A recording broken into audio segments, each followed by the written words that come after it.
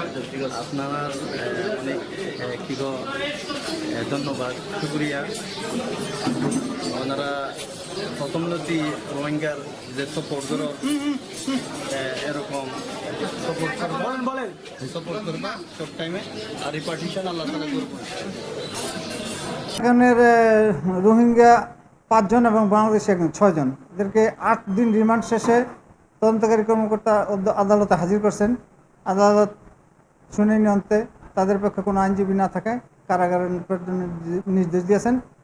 আসামিদেরকে কারাগারে প্রেরণ করা হতেছে।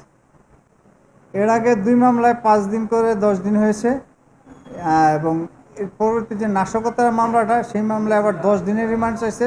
প্রত্যেকেরই 8 দিন করে হয়েছে। 8 দিনে আইনিয়া জিজ্ঞাসাবাদ করছেন। দীর্ঘ জিজ্ঞাসাবাদের পর আদালতে রিমান্ড শেষে হাজির করছেন।